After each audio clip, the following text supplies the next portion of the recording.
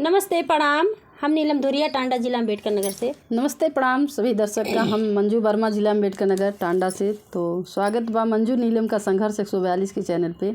तो आप लोगन के बीच भैया देहाती चुटकुला जौन गांव देहात में गावत ही एकदम ज़बरदस्त गाना तो बा। गाना बहुत मजा किया बा, बहुत अच्छा बा। तो आप लोगन से निवेदन बा पूरा गाना ज़रूर सुनिए, छोटे गाना बा।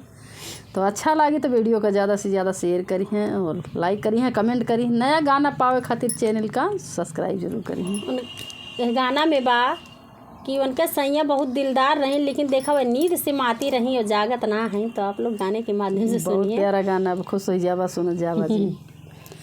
सैया मिलल दिलदार यार का करी, सैया मिलल दिलदार यार का करी, सैया मिलल दिलदार यार का करी, सैया मिलल दिलदार यार का करी, सैया मिलल दिलदार यार का करी, सैया मिलल दिलदार यार का करी।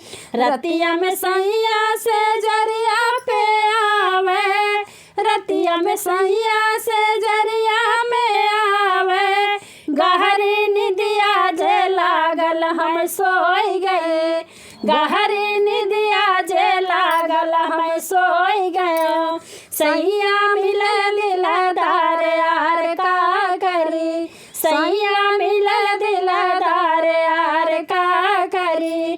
खोदी खाद सैया हम का जगावे, खोदी खाद सैया हम का जगावे, आवे बड़ी अंगड़ैया हम का करी, आवे बड़ी अंगड़ैया हम का करी, सैया मिलल दिलदार यार का करी, सैया मिलल दिलदार यार का करी।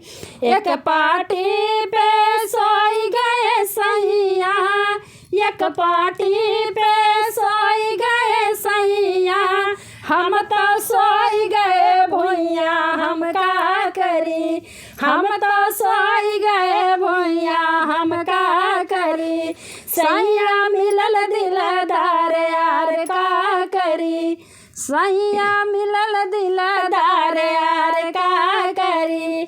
बड़े जतन से सैया हम का जगावे, बड़े जतन से सैया हम का जगावे, थर थर कांपे बदनिया हम का करी, थर थर कांपे बदनिया हम का करी, सैया मिलल दिलदार यार का करी, सैया मिलल दिलदार यार का करी।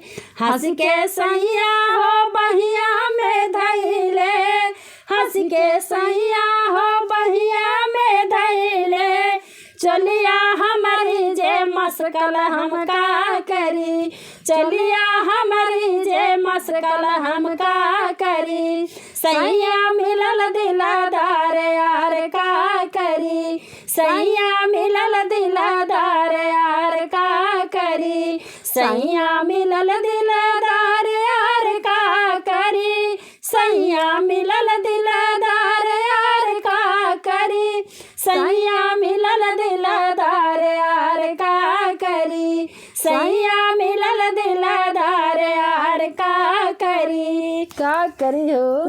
धन्यवाद।